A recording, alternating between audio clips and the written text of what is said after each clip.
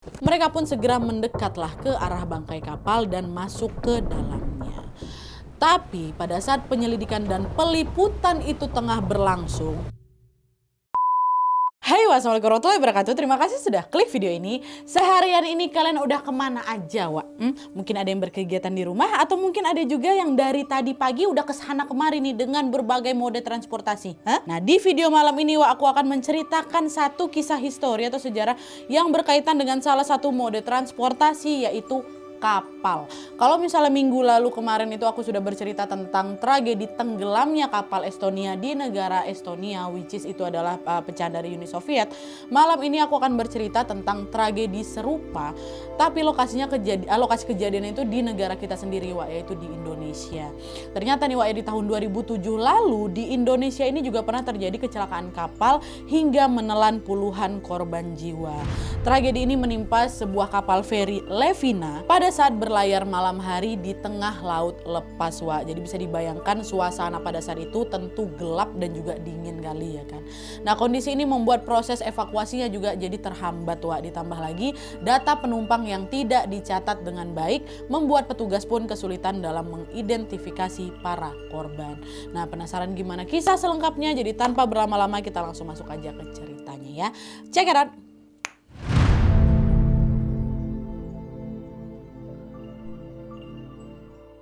Oke, Wak, sebelum masuk ke kronologi kejadiannya, seperti biasa aku akan menceritakan sedikit tentang profil dari kapal Levina itu sendiri dan perannya dalam kelautan Indonesia ini, Wak, ya. Jadi seperti yang kita tahu, Indonesia ini kan merupakan negara kepulauan yang terbesar di dunia kan, dengan lebih dari 17.000 pulau yang ada di dalamnya. Nah, dari sekian banyaknya pulau tadi, Wak, dipisahkanlah sama wilayah lautan, dan supaya antar pulau ini bisa saling terhubung, maka transportasi laut pun menjadi salah satu transportasi utama yang ada di Indonesia.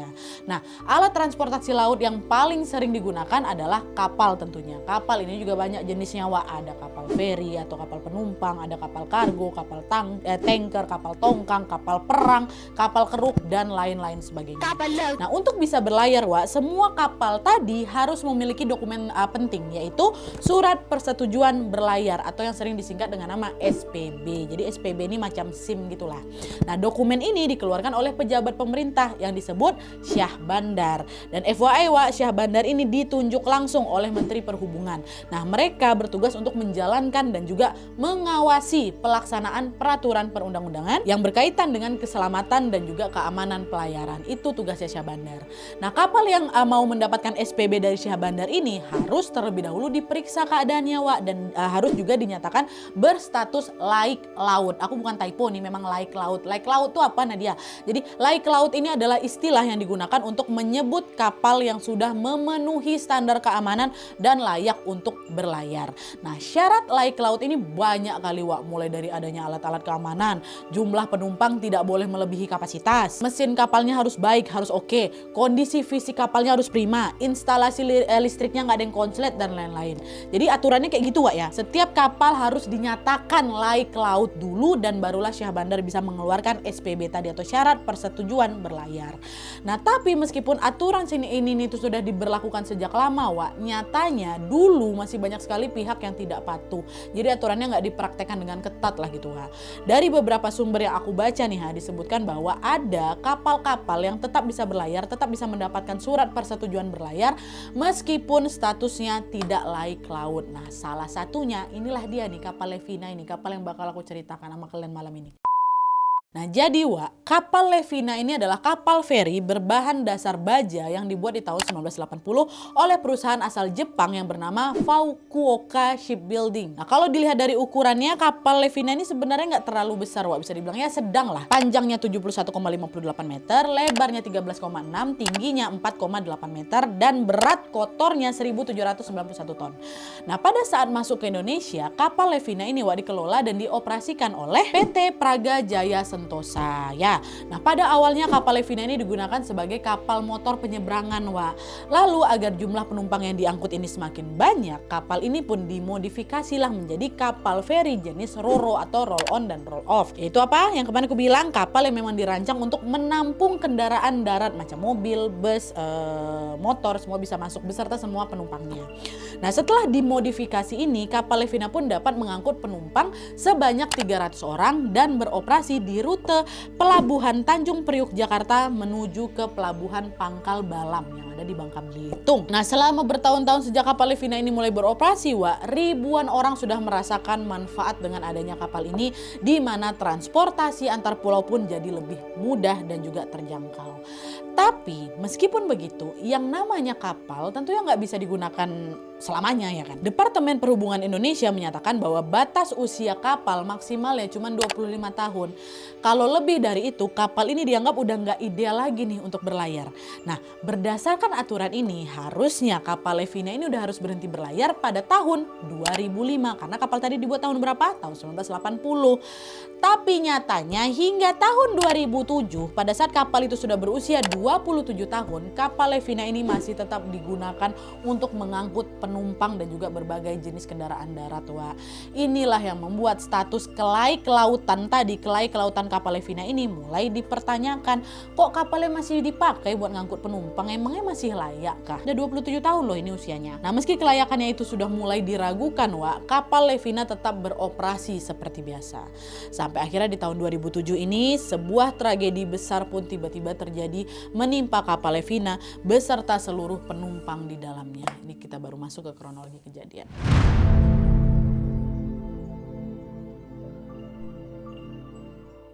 Nah, jadi ceritanya, Wak, pada tanggal 21 Februari tahun 2007, seperti biasa kapal Levina ini dijadwalkan untuk berangkat dari Pelabuhan Tanjung Priuk Jakarta menuju ke Pelabuhan Pangkal Balam yang ada di Bangka Belitung.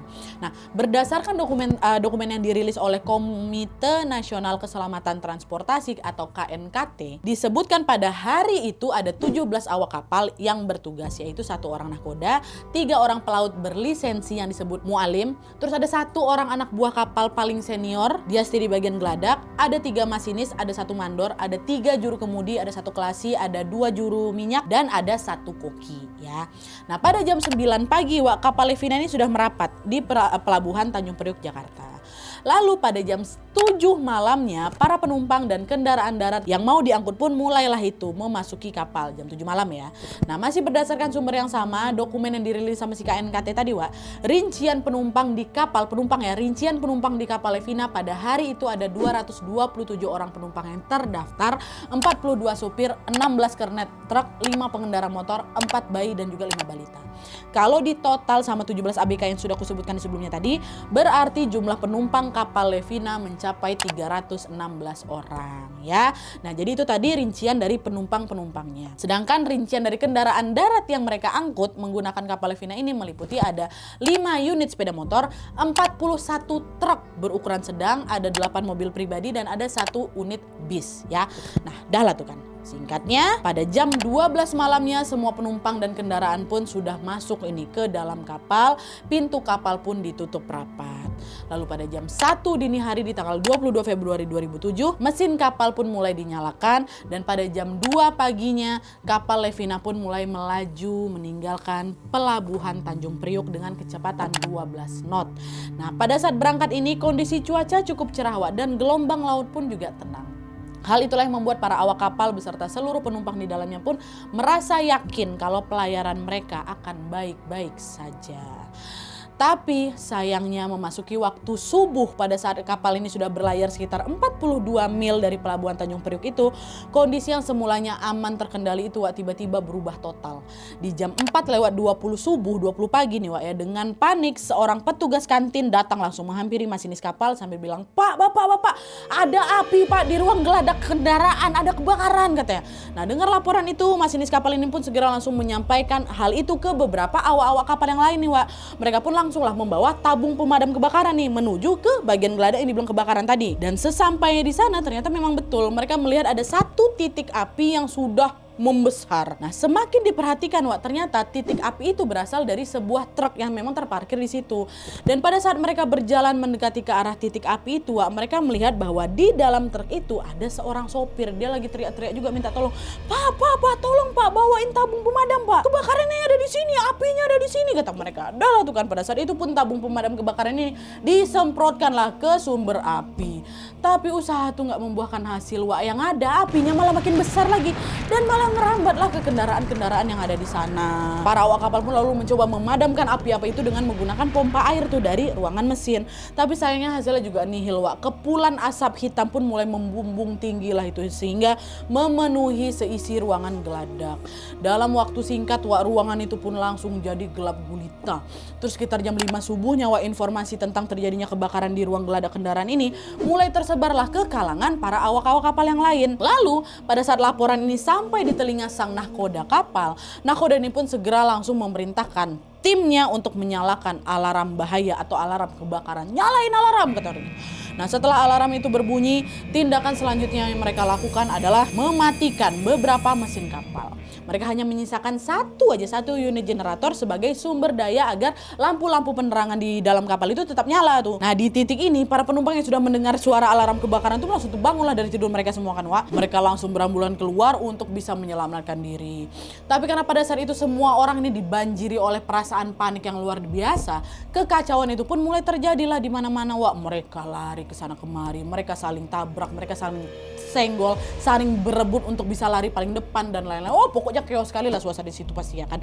Nah, di sisi lain para awak kapal yang dari tadi masih berusaha buat madamin api itu mulai sadar, Wak, kalau ini kayak kebakaran udah terlalu ganas lah ini buat dipadamkan, kayak udah nggak bisa lagi dipadamkan nih. Akhirnya mereka pun sepakat untuk melakukan proses evakuasi saat itu juga. Udah, api ini udah terlanjur besar, udah ngerambat nih ke kendaraan-kendaraan lain. Ini udah bahaya, udah cepat ambil life jacket atau pelampung, ambil pelampung. Kita evakuasi semua penumpang yang ada di sini, kata salah satu di antara mereka. Dah, akhirnya beberapa awak kapal pun segeralah berlari menuju ke lemari penyimpanan pelampung ya kan, buat ngasih pelampung. Tapi sayangnya, Wak, pada saat mereka mau membuka si lemari itu, entah karena panik atau apa nih, kunci lemarinya malah nggak sengaja terjatuh ke lantai. Waktu mereka mencoba nyari, mereka udah keburu ngalamin kesulitan karena kan seisi kapal tuh udah mulai gelap gulita kan, gara-gara apa? Kepulan asap. Lalu pada saat kobaran api itu sudah semakin besar dan melahap sebagian badan kapal, Wak, disitulah para penumpang ini dengan panik langsung menceburkan diri mereka ke dalam lautan yang sangat gelap dan dingin. Di tengah situasi yang kacau ini, para awak kapal pun berusaha untuk mencari bantuan tentunya dengan menghubungi kapal-kapal terdekat nih. Nah, untungnya pada saat itu ada beberapa kapal nelayan, Wak, yang berada tidak jauh dari kobaran atau dari lokasi kebakaran. Nah, dengan sigap para kapal nelayan inilah yang segera langsung merapat untuk bisa membantu evakuasi korban. Beberapa sumber mencatat bahwa ini atau si kapal nelayan ini adalah evakuasi pertama yang dilakukan dalam tragedi kebakaran kapal Levina, Wak. Barulah sekitar 2-3 jam kemudian tim SAR gabungan pun sudah tiba di lokasi kejadian. Para penumpang dari kapal Levina yang sebelumnya berhasil dievakuasi oleh kapal nelayan ini pun lalu dipindahkanlah ke dalam kapal MT Princess Vanessa atau kapal kargo yang berbendera Filipina, dari Filipina Dewa. Nah, pada saat itu kapal MT Princess Vanessa ini sedang mengangkut 235 orang dengan rincian 16 orang ABK, 212 penumpang yang selamat dari si kapal Levina dan 7 penumpang yang sudah meninggal dunia. Kapal MT Princess Vanessa ini membawa para korban ini langsung balik lagi ke pelabuhan Tanjung Priok yang ada di Jakarta. Mereka tiba di sana sekitar jam 2:30 sore dan bersama dengan itu berbagai kapal perang Indonesia atau KRI juga sudah dikirim ke lokasi kejadian. Ada KRI Sanca, ada KRI Cobra, ada KRI Lemadang, KRI Viper dan lain-lain. Datanglah lagi ke sana ke lokasi kejadian ini. Kedatangan kapal KRI itu betul-betul membantu jalannya proses evakuasi, Wak, di mana KRI Sanca berhasil mengevakuasi 46 korban dengan rincian 39 yang selamat, 7 yang meninggal. Dan selain itu KRI Cobra juga berhasil mengevakuasi 34 korban dengan rincian 33 yang selamat, 1 yang meninggal. Nah, karena pada saat kebakaran itu terjadi ada banyak sekali penumpang yang tadi ku bilang nekat lompat ke laut, Wak. Itu berarti kemungkinan ada banyak juga penumpang yang tenggelam. Mereka nggak pakai pelampung. Gak semua juga bisa berenang ya kan. Alhasil berbagai kapal, pesawat dan unit penyelamat lainnya pun juga dikerahkan ke lokasi kejadian ini untuk bisa melakukan penyisiran korban yang tadi loncat itu, Wak. Nah, upaya penyisiran ini berhasil. Mereka memang menemukan beberapa korban lainnya. Ada yang ditemukan dalam keadaan hidup, ada juga yang sudah ditemukan dalam keadaan meninggal. Nah, kalau misalnya di total, Wak, korban meninggal dalam tragedi ini mencapai 51 orang. Nah, para korban baik yang selamat maupun yang sudah meninggal ini juga langsung dibawa balik lagi ke Pelabuhan Tanjung Priok Jakarta. Dan sesampainya di sana, para korban yang menderita luka-luka pun langsung dirujuk ke Rumah Sakit PMC Tanjung Priok, di Rumah Sakit Angkatan Laut Minto Harjo, dan Rumah Sakit Sukamulya. Sementara para korban yang sudah meninggal langsung dievakuasi ke Rumah Sakit Cipto Mangunkusumo atau RSCM untuk bisa dilakukan proses identifikasi. Nah, setelah melalui proses evakuasi yang cukup panjang dan tidak mudah tentunya di hari itu pada tanggal 22 Februari 2007 jam 10 malam lebih dari 300 penumpang berhasil dievakuasi. Tapi meskipun jumlah itu kurang lebih sama ya dengan data total penumpang yang aku sebutkan di awal tadi, proses penyisiran korban masih tetap dilakukan hingga tanggal 1 Maret 2007. Ngapa masih disisiran? Kan udah ada semua, udah ketemu semua. Enggak, karena setelah dilakukan pemeriksaan lebih lanjut, akhirnya ditemukan fakta bahwa ada banyak data penumpang yang tidak tercatat dengan baik. Jadi pada masa itu ya, urusan administrasi itu memang tidak seketat sekarang. Kalau sekarang kan tiap kali kita misalnya mau pergi kemana-mana gitu kan, pasti kan data yang tercatat di tiket kita itu akan dicek dulu dengan data yang ada di KTP ya kan, nama di KTP ini sesuai nggak sama nama di tiket gitu kan, identitasnya sudah betul apa belum gitu kan. Nah, pada zaman dulu belum kayak gitu rupanya data penumpang ini masih ditulis manual, bahkan ada banyak sekali nama yang tidak ditulis menggunakan nama lengkap mereka, jadi cuman pakai nama panggilan gitu loh atau nama alias. Jadi misalnya namanya Sutrisno Hadi yang ditulis di tiket Sutris, atau misalnya namanya Kurniawan ditulis nama panggilan Wawan, nah kayak gitu. Jadi hal-hal semacam itulah yang tentunya sangat menyulitkan proses identifikasi korban. Dan selain penulisan nama yang tidak sesuai, beberapa pihak juga meyakini ada banyak sekali penumpang gelap yang ikut naik ke kapal Levina ini. Data mengenai jumlah total penumpang yang aku sebutkan di awal cerita tadi berasal dari manifest muatan yang dikeluarkan oleh Syah Bandar yang ada di Pelabuhan Tanjung Priok Jakarta. Jadi di data itu tuh memang tertulis kalau total penumpangnya termasuk para ABK itu ada 316 orang. Tapi pas pihak administrator pelabuhan ini memeriksa penumpang yang jadi korban itu, yang menjadi korban dalam tragedi ini, mereka menemukan sedikitnya ada 350 orang. Kok ada lebih dari sini, udah lebih dari 316, ada 350 orang. Jumlahnya lebih banyak dari yang tercatat di Syah Bandar. Nah, hal inilah yang menunjukkan bahwa ada banyak sekali penumpang gelap yang tidak terdaftar secara resmi, dan di luar itu juga tentunya tidak menutup kemungkinan masih ada korban-korban lain yang tenggelam, yang tidak ditemukan jasadnya, dan yang identitasnya tidak pernah tercatat sama sekali.